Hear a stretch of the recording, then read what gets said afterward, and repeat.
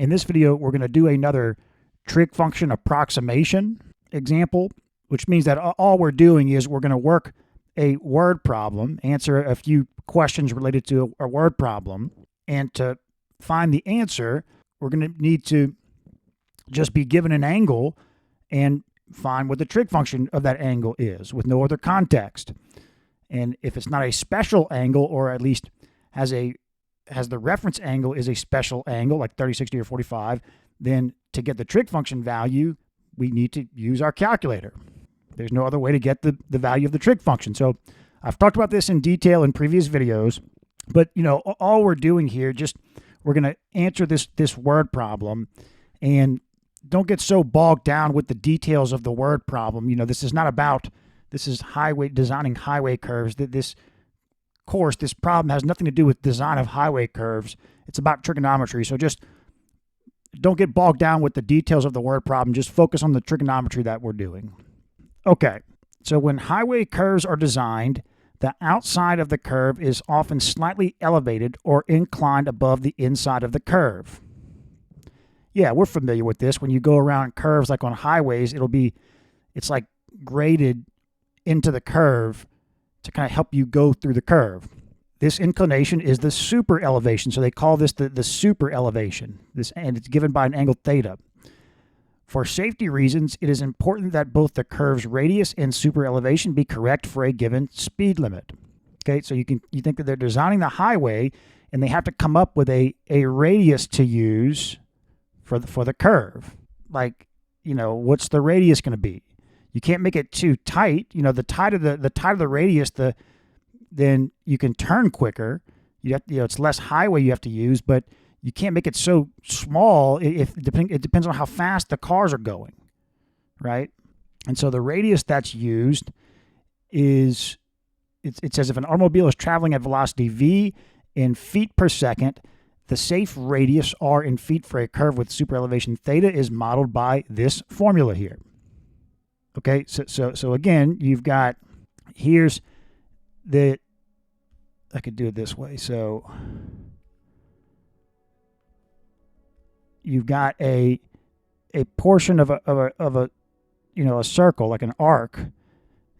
This is a part of a highway, like this here, and they design it with a certain radius.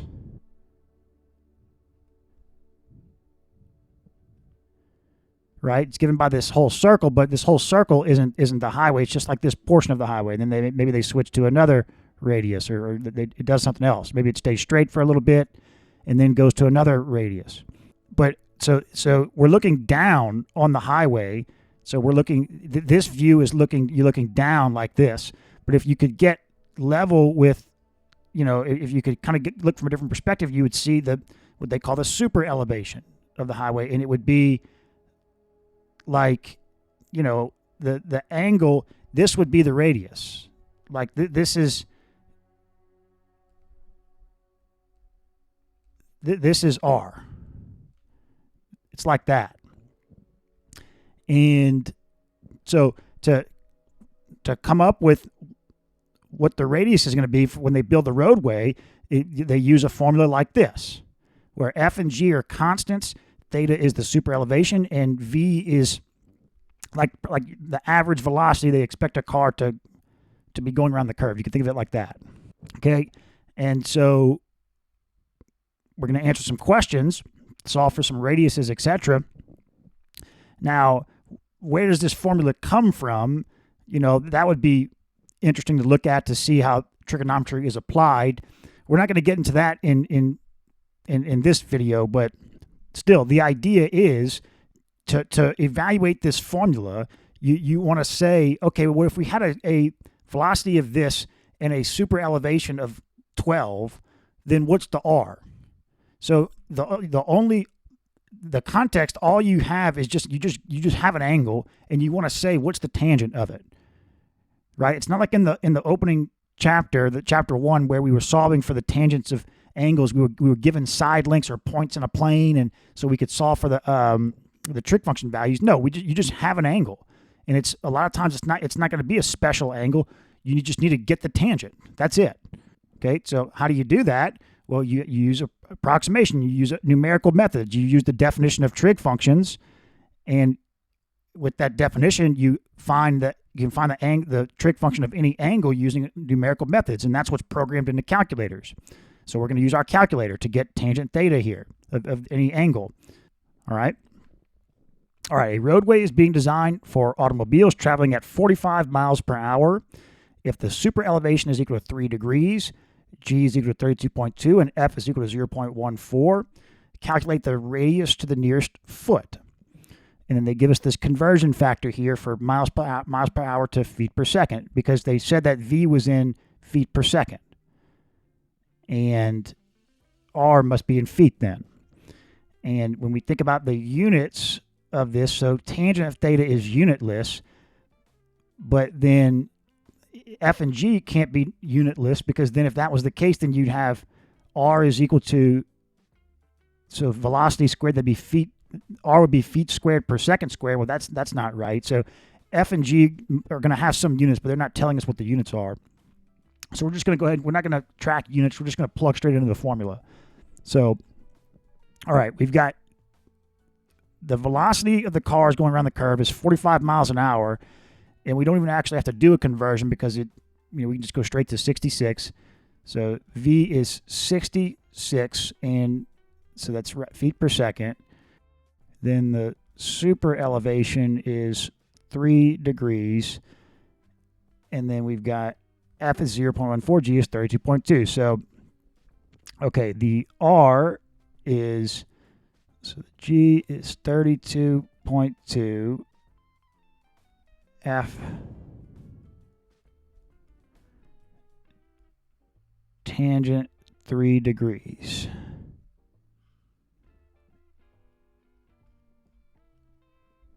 Okay.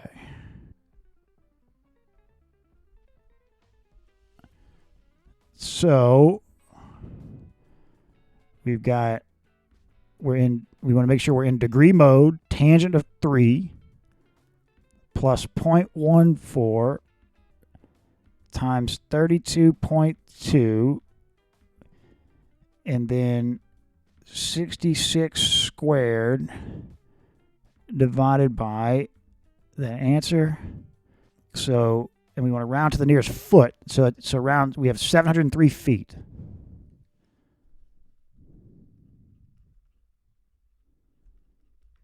Okay.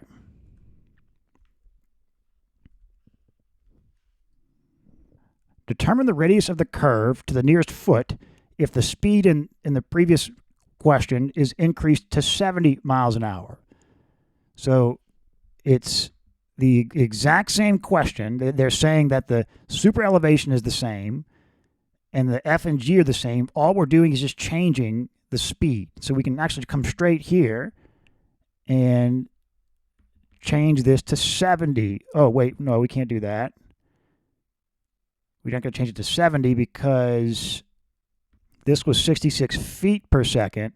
We went from 45 miles an hour to 70 miles an hour. So we need to convert that 70 miles an hour to feet per second first. Then we'll come here and put whatever the corresponding feet per second. So, all right, let's convert 70 miles per hour to feet per second. So the conversion is, you've got 45 miles per hour per 66 feet per second. So 45 miles per hour per 66 feet per second. And so now we're in feet per second.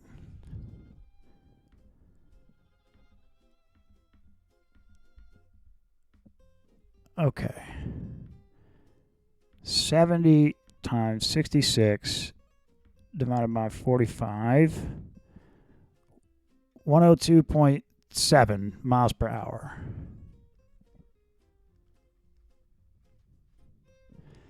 Okay, so now everything's the same as in the previous exercise.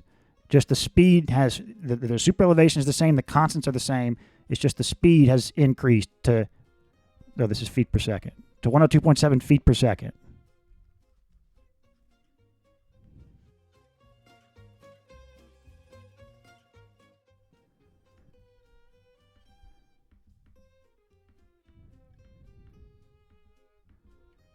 So we're rounding to the nearest foot, so 1,702 feet.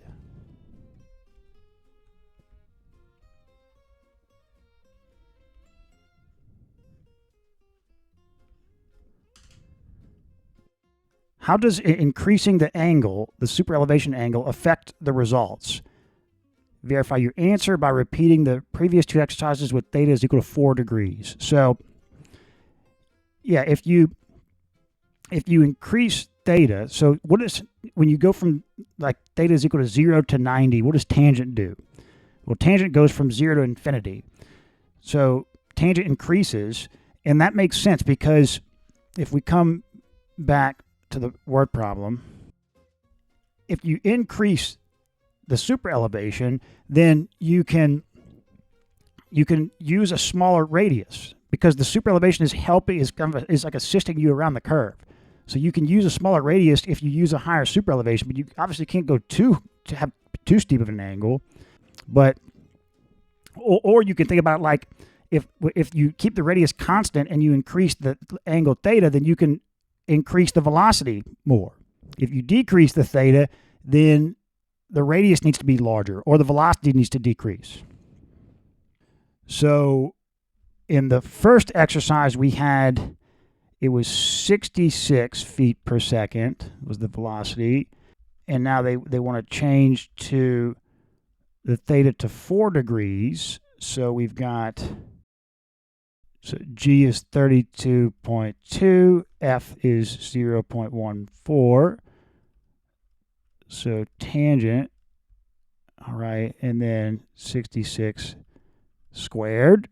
So R is, we've got 0.14 plus tangent of 4 times 32.2, and then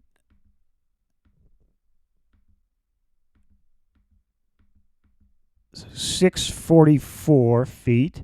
So this is at 4 degrees. 644 feet, and then the R at 3 degrees was 703 feet. Okay, but then we had, so this was velocity 66 feet per second. So now with velocity 102.7 feet per second,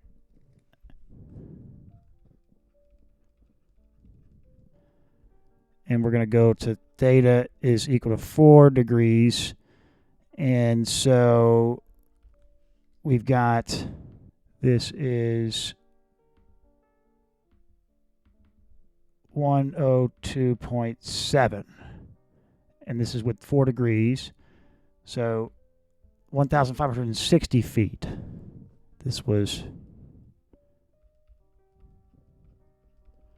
and then the R at 3 degrees, 1,702 feet. Okay, so yeah, I mean that's what we expect. You increase the angle, then you can lower the radius a little bit. We see that here and we see that here. But then we see that for the same angle but a higher velocity, you can need to increase the radius, right? All right, we're going to use the same values for F and G as before. A highway curve has radius 1,150 feet in a superelevation of theta is equal to 2.1 degrees. What should the speed limit in miles per hour be for this curve? So we have R is equal to 1,150 feet. The superelevation is equal to 2.1 degrees. So what we want to solve for what the average speed would be. So if we multiply by, cross multiply by this entire term, multiply both sides with this entire term, we've got v squared is equal to RG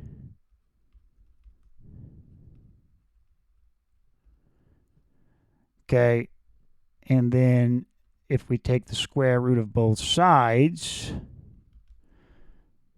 do the square root property plus or minus, you've got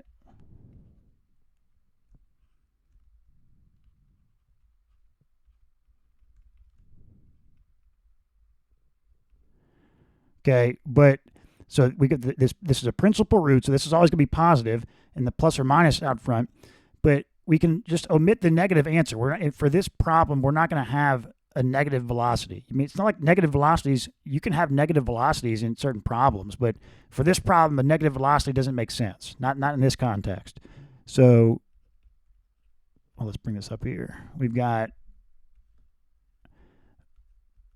the velocity is just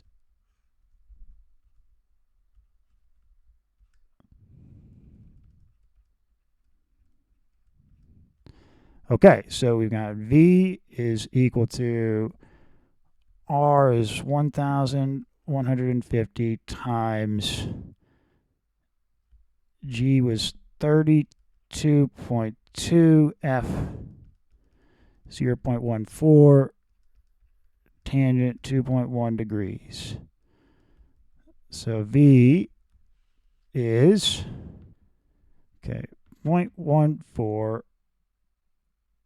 plus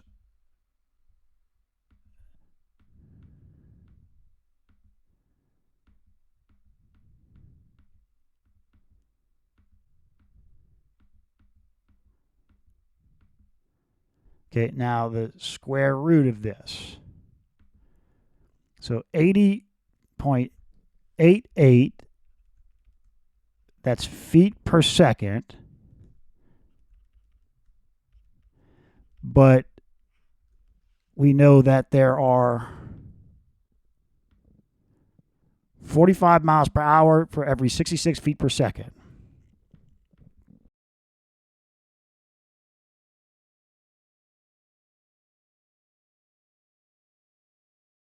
So V is this times 45 divided by 66. 55, about 55 miles per hour.